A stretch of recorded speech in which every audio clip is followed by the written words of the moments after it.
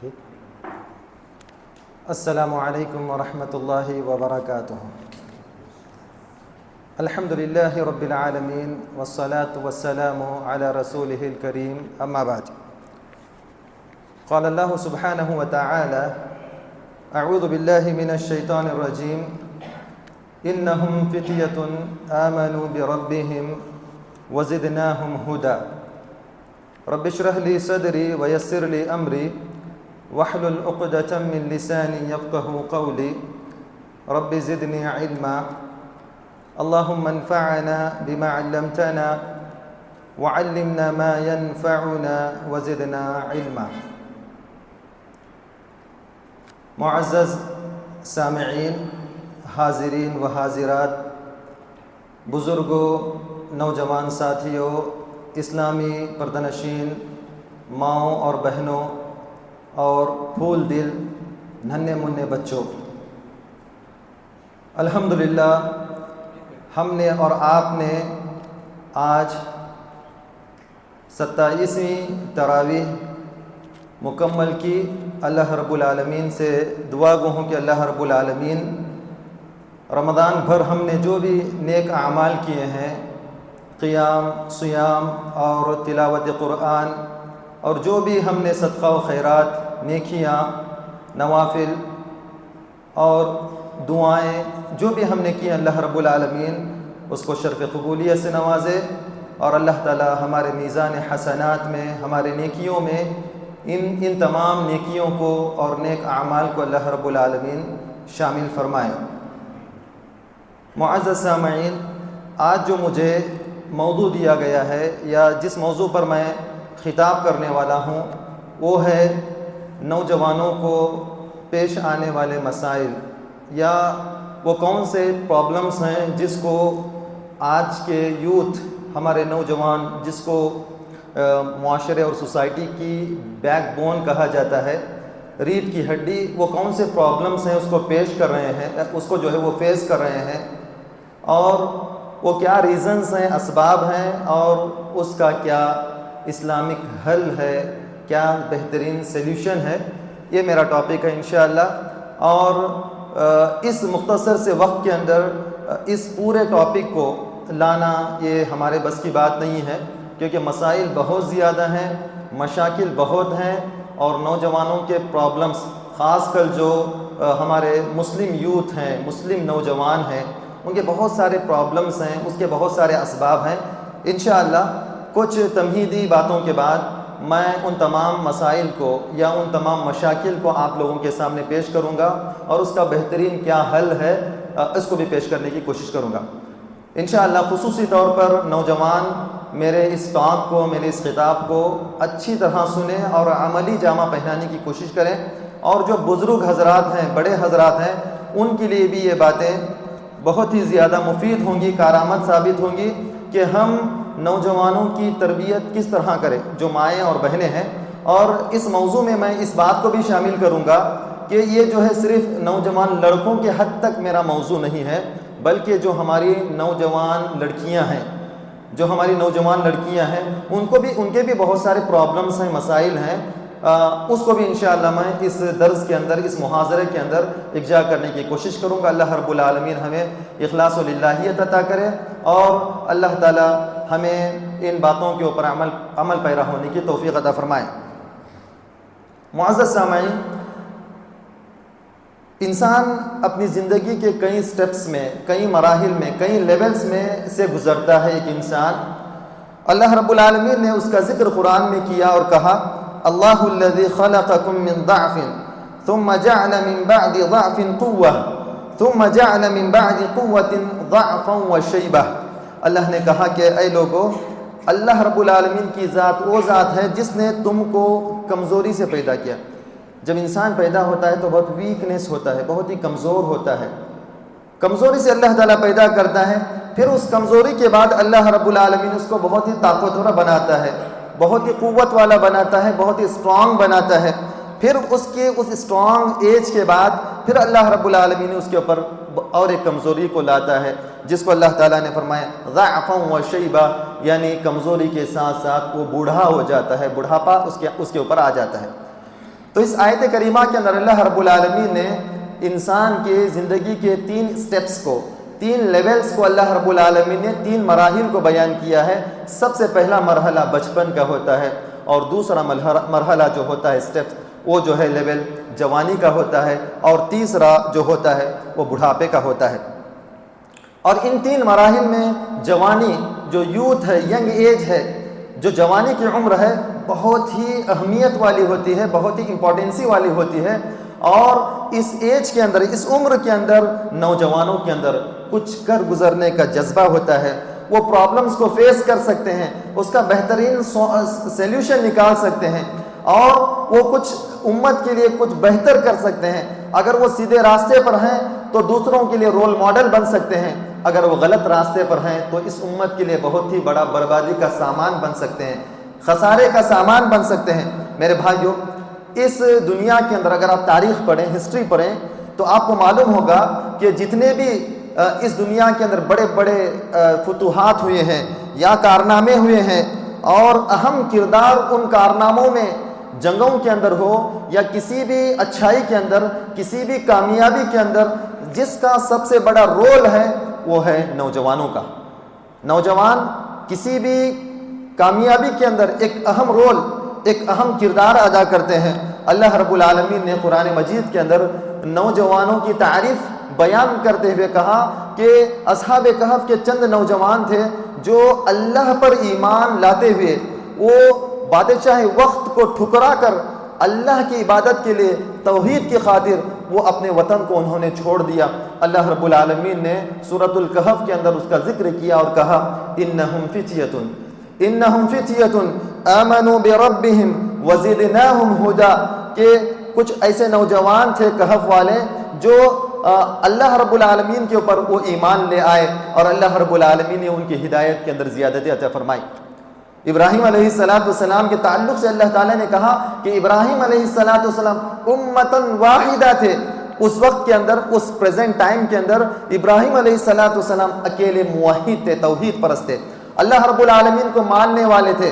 ابراہیم علیہ السلام نے توحید کی دعوت دی، اور کہا جب انہوں نے شرک سے نفرت اور شرک کا بائیکاٹ کیا تو لوگوں نے کہا، اس وقت کہا جب بتوں کو توڑ دیا گیا تو کہا کہ قالوا سمعنا فتى يذكرهم يقال له ابراہیم، لوگوں نے کہا کہ اس کو کرنے والا ایک نوجوان ہے۔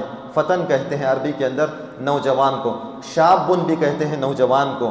تو کہا لوگوں نے کہ ہمارے پاس، ہمارے اس گاؤں کے اندر ایک نوجوان ہے جس کو ابراہیم کہا جاتا ہے، وہ اسی کا کام ہوگا۔ تو معلوم ہوا کہ بڑے بڑے جنہوں نے کام انجام دیے ہیں۔ ہاں یہ ہے کہ بڑوں کی نگرانی، بڑوں کی سرپرستی اور بڑوں کے مشورے سے، بزرگوں کے مشورے سے کام انجام ہونا چاہیے، جب جا کر نوجوانوں کا جو رخ ہے، ان کا ڈائریکشن ہے، جو ان کی رہنمائی ہے، وہ صحیح طریقے سے ہو سکتی ہے۔ اگر نوجوان یہ سوچ لیں کہ ہم کو بڑوں کی رہنمائی کی ضرورت نہیں ہے، بڑوں کی سینئرز کی گائیڈنس کی ضرورت نہیں ہے، وہ اپنے آپ قدم اٹھائیں، تو ان کا تجربہ، ان کا ایکسپیرینس اتنا کم ہو سکتا ہے کہ وہ آگے جا کر خسارہ اٹھا سکتے ہیں، وہ نقصان اٹھا سکتے ہیں، ان کی زندگیوں کے اندر لاس ہو سکتا ہے۔ تو جتنی بھی کامیابیاں ہوئی ہیں جس میں نوجوانوں نے اہم کردار ادا کیا، اس کے اندر ایک جو ہے بڑوں کی نگرانی، بڑوں کی سرپرستی، ان کے سجیشن اور ان کے اوپینین اور ان کے مشوروں سے جب وہ لوگ آگے بڑھے تو اللہ رب العالمین نے انہیں کامیابی دی۔ کیونکہ جوانی میں خون گرم ہوتا ہے، کچھ کر گزرنے کا جذبہ ان کے اندر ہوتا ہے، مشکلوں کا وہ سامنا کرتے ہیں۔ میرے بھائیوں، اسی لیے اللہ کے نبی علیہ السلام نے یہ کہا کہ جو بھی آدمی، جوانی کی اتنی بڑی قدر و قیمت ہے کہ جو بھی آدمی جنت کے اندر داخل ہوگا وہ جوان ہو کر داخل ہوگا، وہ جوان ہو کر داخل ہوگا۔ جنت کے اندر جو جنتیوں کی عمریں ہوں گی، چاہے مرد ہو یا عورت، ان کی عمر 33 ایئرس ہوگی، 33 سال ہوگی، اللہ کے نبی علیہ السلام نے فرمایا۔ سبحان اللہ۔ اور یہ کہا کہ سیدہ شباب اہل الجنہ، جو جنت کے نوجوانوں کے سردار ہوں گے وہ حضرت حسن اور حسین رضی اللہ تعالی عنہما ہوں گے۔ تو اس سے معلوم ہوا کہ نوجوانی کا کیا مرحلہ ہے، نوجوان جنت میں جائے گا۔ ایک عورت، ایک بڑھیا اللہ کے نبی علیہ السلام کے پاس آئی۔ امام البانی رحمۃ اللہ علیہ نے السلسلۃ الصحیحہ کے اندر اس حدیث کو ذکر کیا، کہا کہ ایک بڑھیا اللہ کے نبی علیہ الصلوۃ والسلام کے پاس آئی اور کہا کہ اے اللہ کے نبی علیہ الصلوۃ والسلام، کیا میں جنت میں جاؤں گی؟ کیا میں جنت میں جا سکتی ہوں؟ اللہ کے نبی علیہ الصلوۃ والسلام نے فرمایا کہ بڑھیا جنت کے اندر داخل نہیں ہوگی، بوڑھی عورت جنت کے اندر داخل نہیں ہوگی۔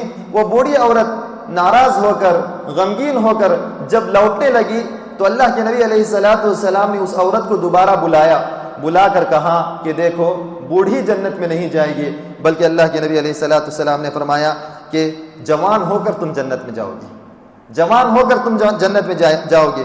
پھر کہا فَجَعَلْنَاهُنَّ أَبْكَارًا عُرُبًا أَتْرَابًا۔ اللہ کے نبی علیہ الصلوۃ والسلام نے سورۃ الواقعہ کی آیت کریمہ تلاوت فرمائی کہ سب لوگ ینگ ہو کر جنت کے اندر جائیں گے، جوان ہو کر جنت میں جائیں گے۔ تو معزز سامعین اور میرے نوجوان ساتھیوں، ابلیس، شیطان اور جو ابلیس نما اشخاص ہیں، یہ نوجوانوں کو فتنوں میں مبتلا کرنے کی کوشش کرتے ہیں، ان کے راستے کو چینج کرنے کی کوشش کرتے ہیں۔ نوجوانوں کا چونکہ خون گرم ہوتا ہے، وہ بہت ہی زیادہ جذباتی ہوتے ہیں، ان کے ایموشنز کو کنٹرول کرنا ان کے بس کی بات نہیں ہوتی ہے۔ لوگ ان کے ایموشنز کا، ان کے جذبات کا غلط فائدہ اٹھا کر ان کے رخ کو، ان کے ڈائریکشن کو دوسری جانب موڑ دیتے ہیں۔ میرے بھائیوں، آج نوجوانوں کے لیے اچھائی کا راستہ بہت کم ہے، بہت ہی کم پرووائڈ کیا جاتا ہے، لیکن گمراہی اور غلط راستے، شیطانی راستے ان کے پاس ہموار ہیں، ان کے پاس بہت ہی کثرت سے ہیں، اور ایسے افراد ہر جگہ پر بیٹھے ہوئے ہیں جو اس امت کے نوجوانوں کو بہکانے اور ان کو برباد کرنے کی کوشش کر رہے ہیں۔ میرے بھائیوں، اللہ کے نبی علیہ الصلوۃ والسلام نے فرمایا، جب ایک بہت بڑی نوجوانوں کی جماعت کثرت بے رہ روی کا شکار ہے، دین سے دوری اور دین سے بیزارگی کا ان کے اندر جو ہے ان کے رجحانات اور ان کے خیالات کے اندر دین بیزاری ہے، دین سے دوری ہے، اور سوشل میڈیا ایڈکٹڈ ہیں، اور اسی طرح نشے والی چیزوں کے وہ عادی بن چکے ہیں، اور اسی طرح وہ جو ہے دنیاوی ان کے اندر لذتیں اور دنیا کی محبت کوٹ کر بھری ہوئی ہے۔ ایسے موقع پر کوئی نوجوان اللہ رب العالمین کی عبادت کرتا ہے، اللہ کے ذکر میں مشغول ہوتا ہے، اس کا کتنا بڑا درجہ ہے، اس کی عبادت کی کیا اہمیت ہے۔ اللہ کے نبی علیہ الصلوۃ والسلام نے فرمایا، ایک نوجوانوں کا طبقہ بے رہ روی، دین سے دوری اور غلط راستوں کا اختیار، زناکاری، بدکاری، فحاشیت اور جو ہے گمراہی کے دلدل میں پھنسے ہوئے ہیں۔ دوسری جانب نوجوان اگر کوئی اللہ رب العالمین کی عبادت میں اپنی زندگی کو صرف کرتا ہے، وہ آ کر اللہ کے مسجد میں اللہ کی عبادت کرتا ہے، نبی علیہ الصلوۃ والسلام نے اس کی تعریف بیان کی اور کہا کہ 7 قسم کے لوگ جو قیامت کے دن اللہ رب العالمین کے عرش کے سائے تلے ہوں گے، 7 یظلہم اللہ فی ظلہ لا ظل الا ظلہ، کہ اللہ کے عرش کے سائے کے علاوہ کوئی سایہ نہیں ہوگا بروز قیامت۔ پوری کی پوری چلچلاتی دھوپ ہوگی، چٹیل میدان ہوگا، نہ وہ میدان اونچ نیچ والا ہوگا، نہ نشیب و فراز والا ہوگا، بلکہ سیدھا چٹیل میدان ہوگا۔ وہاں پر حضرت آدم علیہ السلام سے اول سے لے کر آخر تک تمام مرد اور عورتیں ایک جگہ اکٹھا ہوں گی، برہنہ، ننگے پیر، بغیر ختنے کے اور بغیر جسم، یعنی ننگے جسم بغیر کپڑے کے وہ اللہ رب العالمین کے پاس کھڑی ہوں گی۔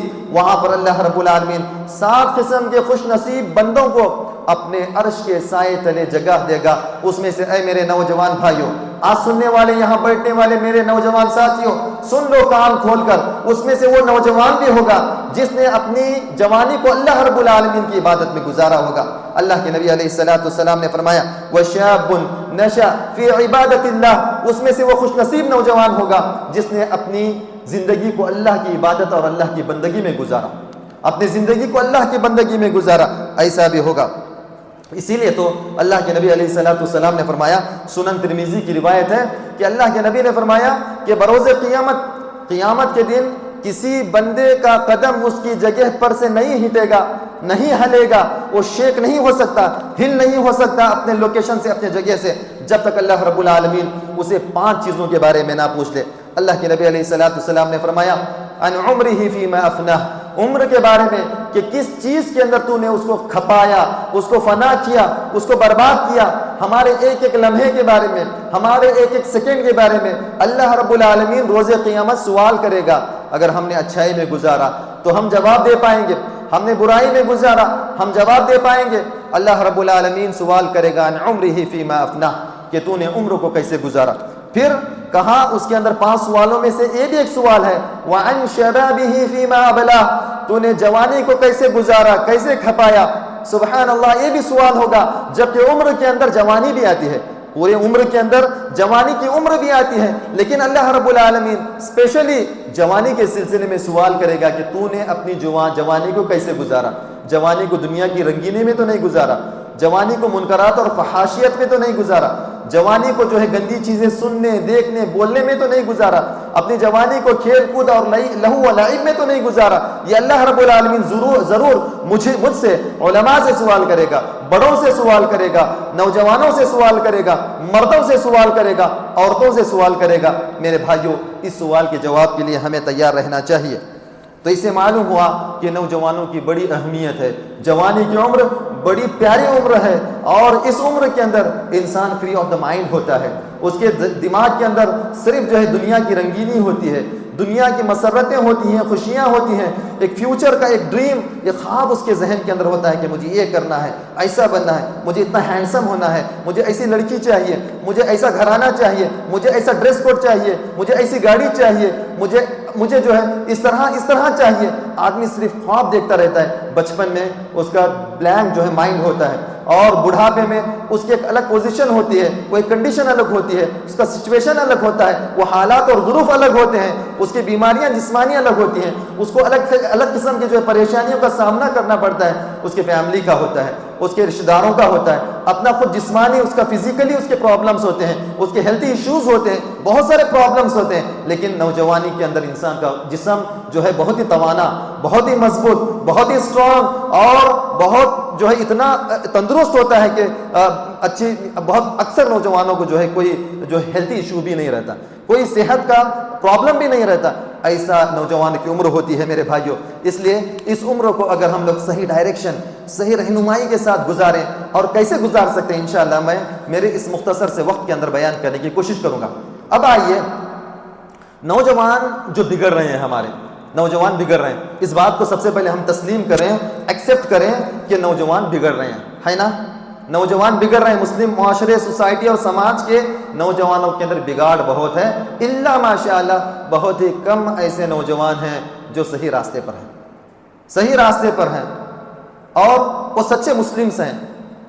میں یہ بات جو ہے صرف نوجوان لڑکوں کے لیے نہیں، بلکہ میرا خطاب آج نوجوان لڑکیوں کے لیے بھی ہے. جو یہاں پر میرے مائیں اور بہنیں بیٹھے ہیں، اس کو کان کھول کر سن لیں. اس کے کیا اسباب ہیں، اس کے کیا ریزنز ہیں بگڑنے کے اور اچھے ہونے کے. میں نے مختصر 3 اسباب کو میں یہاں پر ذکر کروں گا. میں نے 3 اسباب کو جمع کیا ہے، 3 ریزنز اور 3 کارن ہو سکتے ہیں. نمبر 1، ماں باپ کی صحیح تربیت نہیں. ماں باپ کی صحیح تربیت نہ ہونے کی وجہ سے اولاد بگڑ رہی ہے. آپ اس کو مانیں گے نا؟ تسلیم کریں گے یا نہیں کریں گے؟ جن ماں باپ کی تربیت اچھی ہے، وہ بچوں کی، یعنی وہ بچے اچھے ہیں. آپ دیکھیں، کامنلی دیکھیں، چاہے وہ لڑکوں کا مسئلہ ہو یا لڑکیوں کا مسئلہ، ماں باپ کی صحیح رہنمائی، وقتاً فوقتاً ان کی تربیت صحیح طریقے سے، وہ نوجوان بچہ اچھا ہے. آج ماں باپ کی صحیح تربیت، صحیح نگرانی، صحیح تربیت نہ ہونے کی وجہ سے ہمارے اندر لاڑ و پیار میں جو ہے توازن نہیں ہے، بگڑ گیا. یا تو پیار بہت زیادہ کریں گے یا سختی زیادہ کریں گے. اس کے اندر جو ہے ماڈریٹی ہونی چاہیے، وہ متوسط درمیانہ ہونا چاہیے. میرے بھائیوں دیکھیے، یہ تربیت کا جو مسئلہ ہے نا، یہ بہت ہی گمبھیر مسئلہ ہے، بہت ہی دقت والا مسئلہ ہے. اس کے لیے سب سے پہلے والدین کو علم والا ہونا چاہیے، نالجبل ہونا چاہیے، کس ایج کے اندر، کس عمر کے اندر بچے کی کیسی تربیت کرنی چاہیے. آج جو تخصص کا زمانہ ہے، ہر فیلڈ کے اندر ایکسپرٹ کا زمانہ ہے، لیکن آج ہم مسلم امہ کے پیرنٹس یہ نہیں جانتے ہیں کہ ہم تربیت کے تعلق سے بھی کوئی علم حاصل کریں گے، بچوں کی تربیت کیسی کرنی چاہیے. بچہ جب 4 سال کا ہوتا ہے تو اس کو الگ ناحیے سے تربیت کرنی چاہیے. بچہ جب 6 سال کا ہوتا ہے تو پھر اس کے اعضاء، اس کی جسمانی کیفیت بدل جاتی ہے، اس کی تربیت کا انداز الگ ہونا چاہیے. جب بچہ 10 سال کا ہو جائے تو تربیت کا آپ کا انداز نرالا ہونا چاہیے، انوکھا ہونا چاہیے، یونیک ہونا چاہیے. جب بچہ بالغ ہو جائے، میچور ہو جائے، چاہے لڑکا ہو یا لڑکی، ان کے وہاں پر الگ پرابلمز شروع ہوتے ہیں، بہت سارے ایشوز آتے ہیں، ہیلتھی ایشوز آتے ہیں، ان کے فزیکل ایشوز آتے ہیں. وہاں پر ان کی صحیح رہنمائی کرنے والا چاہیے. ماں باپ اگر نظر انداز کر دیں گے، اگنور کر دیں گے اپنے اولاد کو اس وقت جب ان کو رہنمائی کی قدم قدم پر ضرورت پڑتی ہے، قدم قدم پر ضرورت پڑتی ہے، ایسے وقت میں اگنور کریں گے، اپنے کاموں میں مشغول ہو جائیں گے، اپنے بزنس میں، اپنے دکان مکان اور اسی طرح جو ہے اپنے دنیاوی کاروبار میں مشغول ہو کر چھوڑ دیں گے، کہیں گے کہ نہیں میرے بچے کی رہنمائی سوسائٹی کرے گی، یا میرے بچے کی رہنمائی اس کو گائیڈ یہاں کے اس کے جو فرینڈ سرکل ہیں وہ لوگ کریں گے، سوشل میڈیا کریں گے۔ یاد رکھ لو وہاں سے اس کی بربادی شروع ہوگی، وہاں سے اس کی بربادی۔ اور خصوصی طور پر ہمارے مسلم امہ کے اندر، مسلم کمیونٹی کے اندر بچے کی تربیت کہاں تک کی جاتی ہے؟ جب بچہ 10 سال کا ہوتا ہے، 12 سال کا ہوتا ہے، بہت اس کے اوپر نگرانی، بہت اس کا اس کے اوپر کڑی نظر ہوتی ہے کہ میرا بچہ کیا کر رہا ہے، کیا دیکھ رہا ہے، کیا کھا رہا ہے، کیا پہن رہا ہے۔ لیکن جیسے ہی بچہ جوان ہوتا ہے، ماں باپ بھی تھوڑا ڈرنے لگتے ہیں کہ کہیں یہ بچہ جو ہے اگر میں کچھ بولوں گا تو کل کو جو ہے یہ میرے گھر سے نکل گیا تو، میرے بڑھاپے کی لاٹھی نہیں بنا تو، میرے بڑھاپے کا سہارا نہیں بنا، مجھے بیک آنسر کر دیا، میں کیا کروں؟ وہاں پر ان کو ڈر محسوس ہوتا ہے، ان کی ہائٹ باپ کے ہائٹ کے برابر ہو جاتی ہے اور داڑھی نکل جاتی ہے، ڈرتے ہیں کہ کہیں۔ یا دوسرا یہ ہے کہ کیئرلیس، اب بچہ بڑا ہو گیا، وہ خود سمجھ جائے گا، وہ خود سمجھ جائے گا، یہ ہمارے اندر ہوتا ہے۔ بہت ڈیپلی سنیں، یہ مسائل بہت زیادہ ہیں۔ میں یہ سب سے پہلا پرابلم یاد رکھ لو کہ نوجوانوں کی تربیت، بچوں کی تربیت سے زیادہ نوجوانوں کی تربیت ماں باپ کو اس کا خیال رکھنا چاہیے، ماں باپ کو، والدین کو اس کا خیال رکھنا چاہیے۔ حدیث کے اندر آتا ہے حضرت ابراہیم علیہ السلام جب حضرت اسماعیل علیہ السلام کے پاس گئے، جو قبیلہ جرہم کی ایک لڑکی سے انہوں نے شادی کر لی تھی، 4 مرتبہ کہتے ہیں کہ ابراہیم علیہ السلام مکہ آئے گئے، مکہ آئے گئے، مکہ آئے گئے۔ اسماعیل علیہ السلام حاجر کو چھوڑنے کے لیے، پھر جب قربانی کا واقعہ پیش آئے اس وقت اور ایک مرتبہ آئے، کعبہ کو تعمیر کرنے کے لیے اور ایک مرتبہ، کہتے ہیں 4 یا 5 مرتبہ آئے۔ صحیح بخاری کی لمبی حدیث ہے، میں اس حدیث کو اس لیے کوٹ کر رہا ہوں یہاں پر کہ حضرت ابراہیم علیہ السلام جب آئے، اسماعیل علیہ السلام بس بڑے تھے، جوان تھے، شادی شدہ تھے۔ دروازہ کھٹکھٹایا، کہا ان کی بیوی تھی، کہا کہ آپ کے شوہر کہاں ہیں؟ کہا کہ شکار پر گئے ہوئے۔ کیسی زندگی چل رہی ہے؟ بزرگ تھے ابراہیم علیہ السلام، کہا کہ کیسی زندگی چل رہی ہے؟ اور عورتوں کی ایک علامت یہ ہے کہ وہ شکوے شکایتیں بہت زیادہ کرتی ہیں، کمپلینٹس بہت زیادہ کرتی ہیں۔ یہ فطرت اللہ کے نبی نے عورت کی بتلائی ہے۔ تو انہوں نے کہا کہ زندگی اچھی نہیں چل رہی ہے، بہت ہی مشکل ہے، گھاٹا ہے، تکلیف ہے۔ کہا کہ جب تمہارے شوہر آ جائیں تو کہنا کہ ایک بزرگ آئے تھے، انہوں نے سلام کیا، سلام کہا اور کہا کہ اس گھر کی چوکٹ کو، جو دروازے کی جو چوکٹ ہوتی ہے نا، جانتے ہیں نا، اس کو بدل دیں۔ تو اسماعیل علیہ السلام جب آئے، کہا عورت نے کہ ایک بزرگ آئے تھے، سلام کہا اور کہا کہ چوکٹ کو بدل دیں۔ کہا کہ میرے والد محترم تھے، انہوں نے کہا کہ تجھے چھوڑ دیا جائے، طلاق۔ تو پھر یعنی تربیت کا نرالا انداز کہنے کا۔ پھر ایک مرتبہ آئے، پھر کہا، دوسری بیوی تھی، کہا کہ بہت اچھی زندگی چل رہی ہے، کہا کہ آئے تو سلام کہنا اور کہنا کہ چوکٹ کو برقرار رکھیں، یعنی تربیت۔ اسی طرح اللہ کے نبی علیہ السلام کے پاس صحیح بخاری کی حدیث ہے کہ فاطمہ رضی اللہ تعالیٰ عنہ آئیں اللہ کے نبی علیہ السلام کے پاس، کہا کہ مجھے نوکر چاہیے۔ نوکر آئے تھے، غلام آئے تھے، غلام چاہیے، گھر میں چکی پیس کے جو ہے ہاتھ درد، چھلنی ہو گئے، تکلیف ہے۔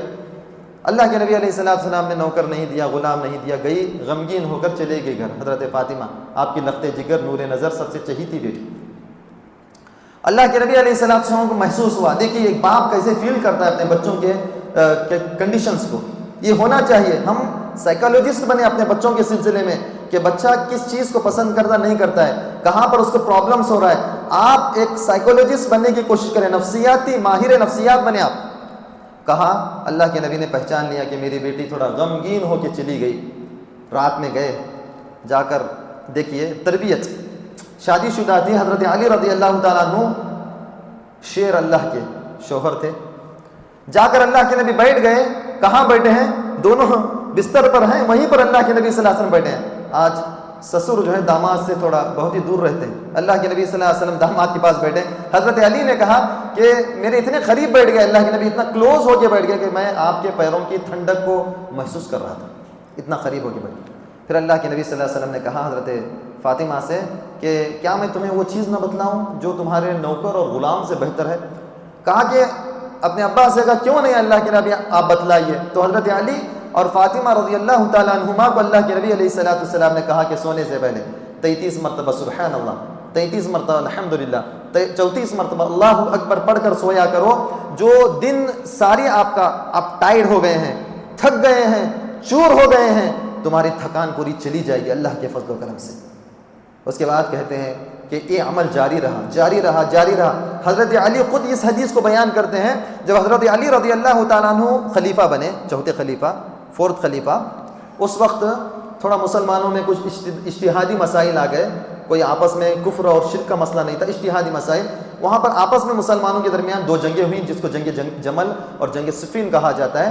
تو حضرت علی رضی اللہ تعالیٰ عنہ نے جب اس حدیث کو بیان کیا اور کہا کہ میں نے جب سے اللہ کے نبی سے یہ حدیث سنی کہ رات میں یہ تسبیحات پڑھ کر سو، تو میں نے کبھی اس کو نہیں چھوڑا، میں نے کبھی اس کو نہیں ترک کیا. اتنی سنتوں کی پابندی، کہا کہ میں نے اس کو ترک نہیں کیا، نہیں چھوڑا. تو سوال کرنے والے نے سوال کیا کہ جو جنگ جمل اور صفین تھی، حضرت معاویہ یعنی صفین جو معاویہ اور حضرت علی رضی اللہ تعالیٰ عنہما کے درمیان جنگ چھڑی تھی آپس میں صحابہ کرام کے درمیان، بڑی خطرناک جنگ تھی وہ، کیا اس رات کو بھی آپ نے نہیں چھوڑا؟ تو حضرت علی نے کہا کہ اس رات کو بھی میں نے پڑھا، اس کو میں نے نہیں چھوڑا. یہ تربیت ہوتی ہے. سب سے پہلے تربیت، ماں باپ کی جہاں تربیت میں کمی ہو گئی، خصوصاً نوجوان لڑکیوں کو جو ان کے مسائل ہوتے ہیں، اپنے پرائیویسی ہوتی ہے، ان کے کچھ مسائل ہوتے ہیں، ان مسائل میں صحیح رہنمائی کریں گے تو بچہ کہاں جائے گا؟ سوشل میڈیا کا رخ کرے گا. اور سوشل میڈیا میں جب لکھے گا بلوغت کے مسائل تو گندے گندے لوگوں کی تصویریں اور وہاں پر ویڈیوز بھی آ جائیں گے. بچہ کیا دیکھے گا؟ نوجوان لڑکیاں اور اپنے مسائل کو کہاں سے حاصل کریں گے اس کا نالج، اس کا جو سیلیوشن. ایک دوسرا جو پرابلم یہ ہے کہ ماحول، جب اچھا ماحول نہیں ہوتا تو پھر وہاں پر بچے کے بگڑنے کے زیادہ اسباب اور چانسز ہوتے ہیں، زیادہ چانسز ہوتے ہیں. گھر میں آپ اچھے ہیں، اپنے بچے کو اپنے کنٹرول کر دیا، لیکن جہاں پر جو ایجوکیشن آپ دے رہے ہیں، جہاں پر بچہ پڑھ رہا ہے، پڑھ رہی ہے لڑکی، یا جہاں پر وہ ورک کر رہی ہے، جاب کر رہا ہے یا کر رہی ہے، یا جو وہاں جو ایریا ہے، جو ہے سوسائٹی ہے، اس سوسائٹی میں اگر ماحول انوائرمنٹ صحیح نہیں ہے، بچہ جا کر غلط لوگوں سے دوستی کر رہا ہے، غلط صحبت اختیار کر رہا ہے، تو پھر ماحول جو ہے یہ بھی خراب کر دیتا ہے، یہ بھی خراب کر دیتا ہے. تیسرا جو ہے بری دوستی اور بری صحبت.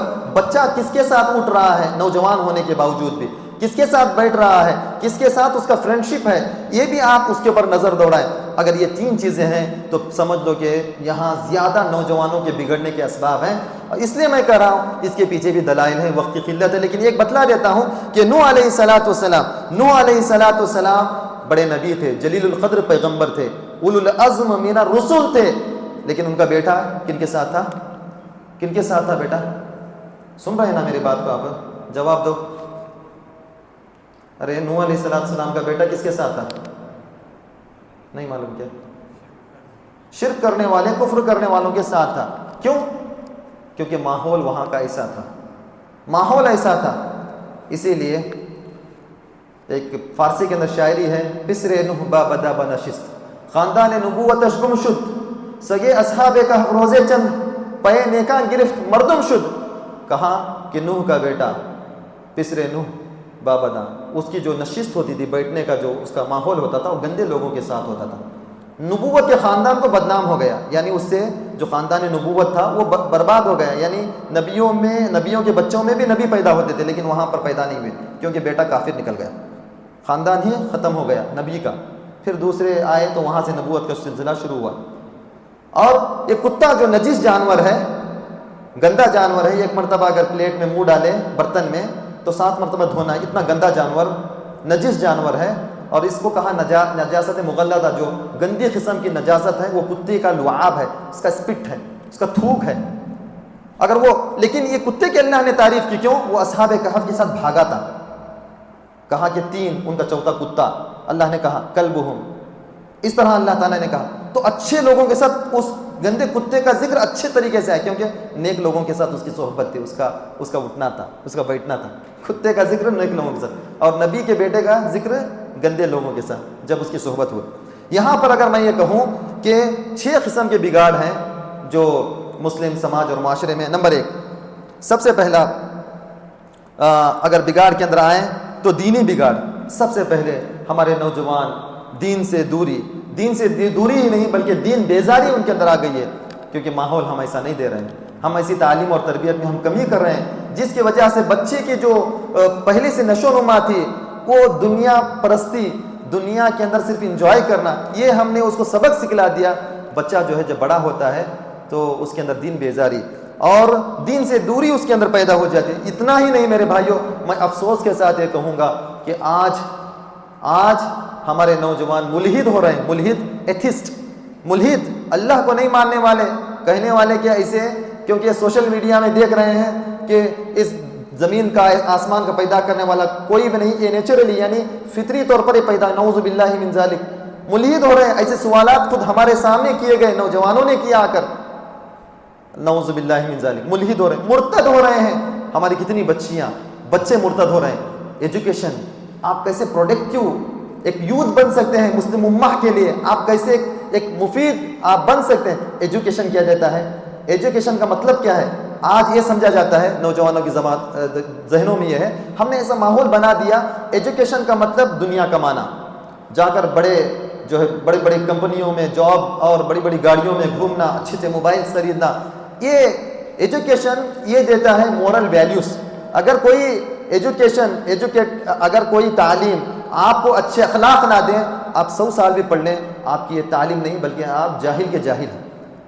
آج اچھا تعلیم یافتہ بچہ، بڑوں سے بات کرنے کا سلیقہ معلوم نہیں، مورل ویلیوز نہیں ہے، چھوٹوں سے کیسے ریسپیکٹ کرنا ہے معلوم نہیں ہے، بزرگوں کی کیسی عزت کرنا ہے، گھر کے رشتہ داروں کے ساتھ کیسے ملنا ہے. میرے بھائیوں، یہ نوجوان ہیں جو تعلیم یافتہ ہیں لیکن جو ہے بہت ہی زیادہ مورل ویلیوز جو اخلاق کہتے ہیں اس سے زیادہ دور ہیں. اسی لیے کسی نے کہا تھا تربیت کے سلسلے میں، یا بنی لو ان تتعلم بابا واحدا من ابواب الادب احب الی من ان تعلم 70 بابا من ابواب العلم.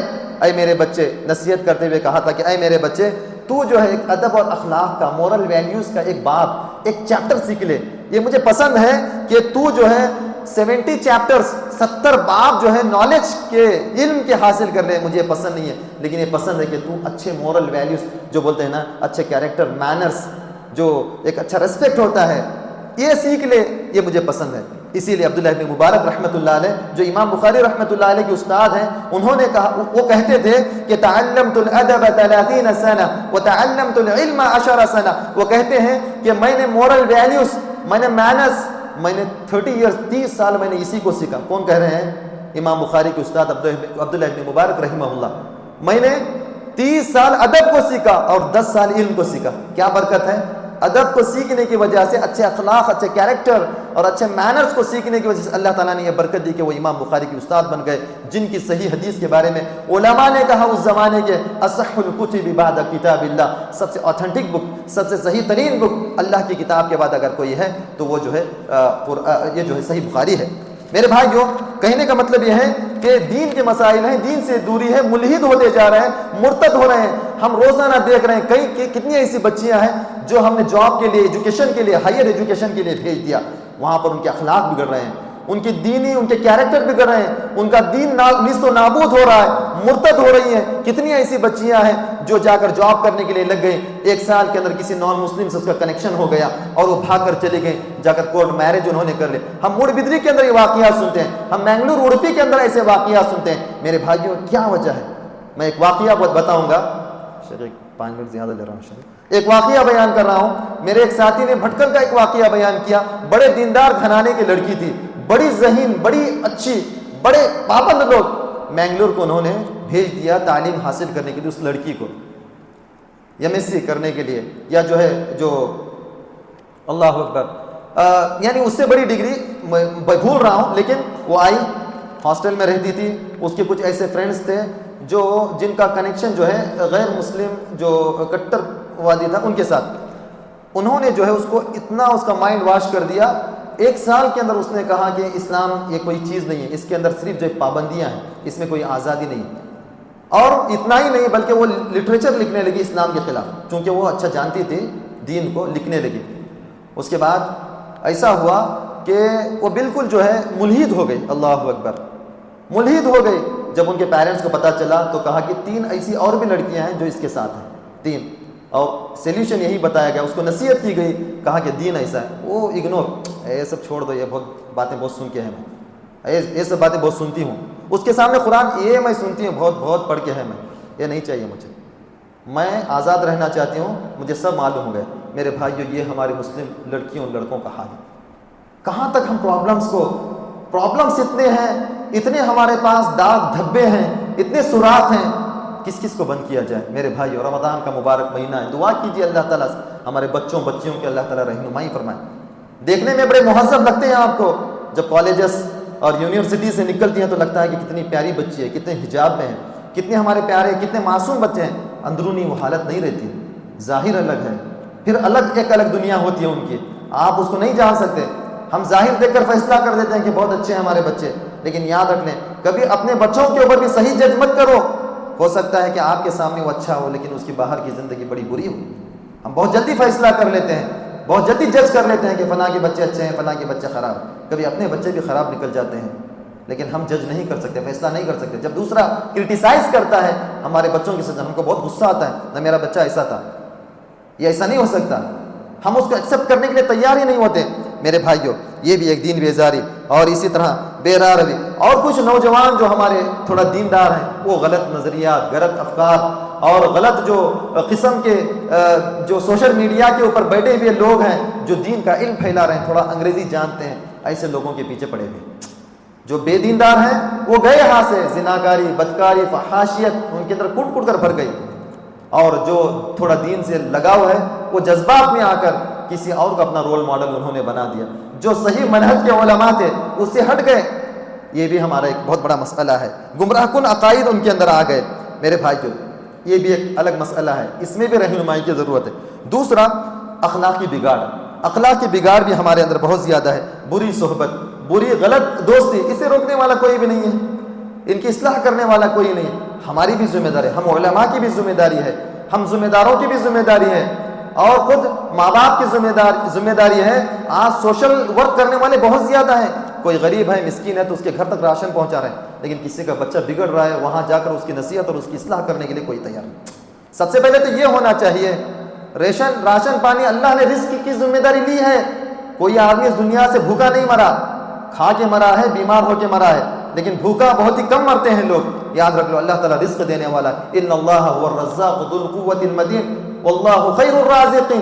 لیکن ہم وہاں تک جا رہے ہیں، الحمدللہ، یہ بھی اچھی چیز ہے، آپ جاؤ، سوشل ورک کرو، ہیلپ کرو، ہیلپنگ نیچر آنا چاہیے، لیکن یاد رکھ لو ایک آدمی بگڑ رہا ہے، اس کی کاؤنسلنگ ضروری ہے، اس کی رہنمائی ضروری ہے۔ میرے بھائیو، یہ بھی ایک، اور اسی طرح سوشل میڈیا اور انٹرنیٹ کا غلط استعمال، یہ تو جو ہے عام ہو چکا ہے۔ یہ ایک ایسا سیلاب اور ایک ایسا طوفان ہے، یہاں سے ہمارے بچوں کو نکالنا بہت مشکل ہو چکا ہے۔ آج ماں باپ بھی کھلونے کی طرح بڑے بڑے موبائل بھی ہاتھ میں تھما دیتے ہیں، نہیں تھمائیں گے تو بچے جو ہے یہ بھی واقعہ سن جائیں گے، مار دیا گیا کوئی باپ، کیوں؟ کیونکہ صرف جو ڈاٹا، یعنی اس کا پیسہ نہیں بھرا، ریچارج نہیں کیا تو کسی نے کچھ کر لیا۔ یہ سب چیزیں کیوں پیدا ہو رہی ہیں؟ میں اس لیے بتا رہا ہوں کہ اب جو جس سال ہم یہ سال گزار رہے ہیں، یہ سال یہ، اب امیجن کرو، آپ اندازہ لگاؤ، اگر یہ 10 سال اور گزر جائیں تو کیا حالت ہوگی مسلم امہ کی، اس معاشرے اور سماج کی۔ اگر آج ہم لوگ ایک صحیح سٹیپ نہیں لیں گے تو کل کو یہ بربادی ہمارے گھروں میں آگ لگ جائے گی، ہمارے خود بچے بگڑ جائیں گے۔ میرے بھائی، ہم یہ چاہ رہے ہیں کہ ہم یہ سمجھ رہے ہیں کہ دوسروں کے بچے بگڑ رہے ہیں، میرا بچہ اچھا ہے۔ میرے بھائیو، کل وہ آگ ہمارے گھروں تک بھی آئے گی، اس آگ کی لپیٹ میں ہم بھی آ جائیں گے، ہمارے بچے بھی آ جائیں گے، ہمارے نوجوان نسل بھی آ جائے گی۔ میرے بھائیو، اسی طرح اور ایک چیز جو یہ اخلاقی بگاڑ ہو گیا، نفسیاتی بگاڑ۔ اور کچھ بچے جو ہے تعلیم یافتہ ہیں، ان کے اندر خود اعتمادی کی کمی ہے، سیلف کانفیڈنس نہیں ہے، احساس کمتری ہے، پریشانی میں مبتلا ہے، ڈپریشن میں چلے گئے، سٹریس ہے، ان کو انزائٹی ہے۔ ان بچوں کی اصلاح کون کرے گا؟ میرے بھائیوں، یہ بھی ایک پرابلم ہے۔ مسلم سماجی بگاڑ ہے۔ آج والدین سے ڈسکنیکٹ ہو چکے ہیں بچے، بڑوں کا کوئی ادب نہیں ہے۔ آج ہم ایک زمانے میں بات کرتے تھے کہ ایک سوسائٹی کا بڑا بزرگ ہوتا تو لوگ، بچے اس کو ڈر کے بھاگتے تھے، وہ بزرگ آ رہے ہیں، اگر دیکھ لیں گے تو ہم کو جا کر ہمارے ماں باپ کیسے ہم شکایت کریں گے، کمپلین کریں گے یا ہم کو ماریں گے، ڈر تھا۔ لیکن آج وہ ڈر یہاں تک ختم ہو گیا کہ ماں باپ کا ڈر بھی نہیں رہا۔ آج کتنے ایسے ماں باپ خود ہمارے پاس آتے ہیں، شکایت کرتے ہیں کہ میری بیٹی بات نہیں سنتی، بیک آنسر دیتی ہے، جواب دیتی ہے، میرا بیٹا۔ پہلے لڑکوں کی بات ہوتی تھی کہ لڑکے صحیح ڈھنگ کے نہیں، اب لڑکیوں کے سلسلے میں باتیں آ رہی ہیں کہ گرلز بھی جو ہوتی ہیں، نوجوان لڑکیاں، وہ بھی بگڑ رہی ہیں۔ سوشل میڈیا، کون ان کے رول ماڈل ہیں؟ ایکٹر اور ایکٹرس، ان کے رول ماڈل بن چکے ہیں. ہمارے نوجوان جو نسل ہے نا, یہ رونالڈو کا ٹی شرٹ پہننے میں فخر محسوس کرتے ہیں کہ میرا ٹی شرٹ, وہ کون ہے نہیں جانتے, وہ تو جانتا بھی نہیں ان کو, لیکن یہ فخر محسوس کرتے ہیں کہ میں فٹ بال کوئی پلیئر ہے, وہ رول ماڈل ہے. کرکٹرس ہے, ابھی جو ہے ایک نکلا ہے فتنہ ابھی رمضان میں نے تو نہیں دیکھا لیکن سنا کہ جو ہے IPL کا فتنہ ہے. کتنے نوجوان جو ہے تراویح میں سمجھتا ہوں کہ کانسنٹریٹ نہیں رہے گا ان کا, خشوع اور خضوع نہیں. کتنا اسکور ہوا, کبھی کبھی نعوذ باللہ اس مسجد میں بھی جو ہے بے ادبی ہوتی ہوگی, موبائل کھول کے اسکور دیکھتے ہوں گے کہ کیا ہو رہا ہے. یہ نوجوان نسل کی بربادی ہے, بگاڑ کے اسباب ہے میرے بھائیوں.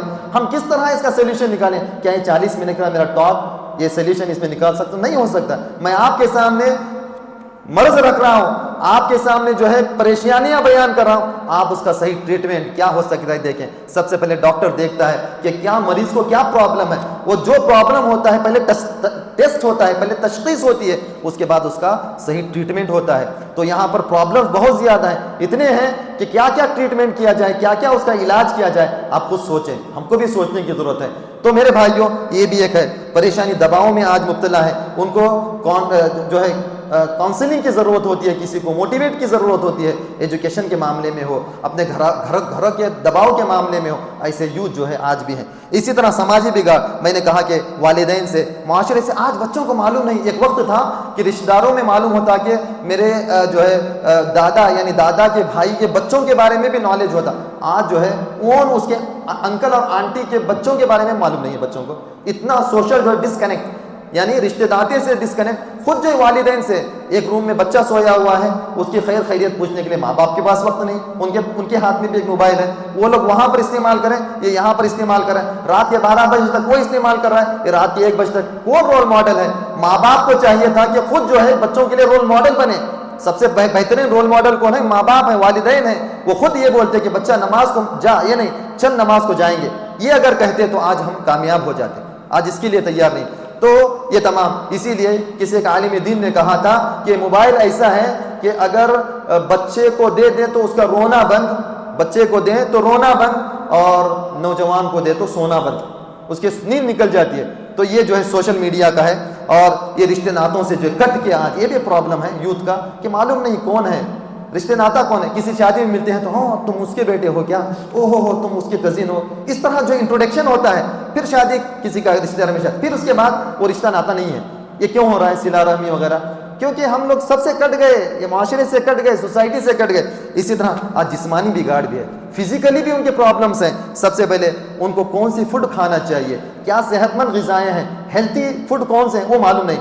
جو پورے جنک فوڈ ہے, ایسی چیزیں کھا کر اپنے جسم کو برباد کر رہے ہیں. اسی طرح ورزش اور سرگرمیاں نہیں ہیں, کھیل کود. بہت ہی کم ایسے بچے ہیں جو کھیلتے ہیں, ورنہ جو سب موبائل میں کھیلنے والے پیدا ہو گئے, سب موبائل میں کھیل رہے ہیں, اور ہلتے نہیں ڈھلتے نہیں, اپنے جگہ پر کھائے پیے وہیں پر سو رہے ہیں, وہیں پر اٹیچ باتھ روم میں جا رہے ہیں, پھرا رہے ہیں, سو رہے ہیں, کھیل رہے ہیں. یہی ہو رہا ہے. کیا ہوگا جسم, بیماریاں نہیں لگیں گی کیا؟ اسی طرح جو ہے نشہ اور چیزوں کا استعمال, ڈرگس. آج جائیں کتنی ایسی کالجز ہیں, میں آپ کو بتاؤں, ہر جگہ جو ہے آپ اپنے بچوں کی ایمان کے ساتھ ساتھ آپ اس کی صحت کی بھی حفاظت نہیں کر پا رہے ہیں. اتنے عادی ہو چکے ہیں, ایڈکٹ ہو چکے ہیں, اس سے باہر نکالنا بڑا مشکل ہو چکا ہے. مسلم سماج اور معاشرے کو ہی نہیں بلکہ نان مسلمس اور پوری دنیا جو جھلس رہی ہے کہ سوشل میڈیا ایڈکٹ اور جو ہے نشہ والی چیزوں سے معاشرے کو کیسے سیف کیا جائے, بچایا جا سکے. اسلام نے تو پہلے ہی بتا دیا یہ بہت ہی گندی چیز ہے, فاحش چیز ہے, یہ ام الخبائث ہے, تمام بیماریوں کی ماں ہے, جڑ ہے, اس کو کہہ دیا. لیکن جو نان مسلم جو اسلامی تعلیمات سے نا آشنا ہے وہ بھی پریشان ہیں کہ ہم اپنے بچوں کو ان تمام چیزوں سے کیسے بچائیں. اور ایک چیز ہے مالی بگاڑ. مالی بگاڑ میں بھی آج امت کے نوجوان مبتلا ہیں. فضول خرچی, غیر ضروری اخراجات, اور اسی طرح بغیر محنت کے پیسے کمانے کے چکر میں آج نوجوان کوئی جو ہے گیم کھیل رہا ہے, کہاں کہ 1 کروڑ جیتے گا, گیم سے 1 کروڑ جیتے گا, وہاں کتنا جا رہا ہے پتہ نہیں, اس کی کتنی انرجی صرف ہو رہی ہے. یہ کیا کھیل کے کمانا جائز ہے یا ناجائز اس کو پتہ نہیں ہے. چوری ڈکیتی یہ بھی مسلم معاشرے کا ایک حصہ بن چکی ہے. کسی کا چوری کر کے لانا, کھانا, پیسے کو بڑھانا.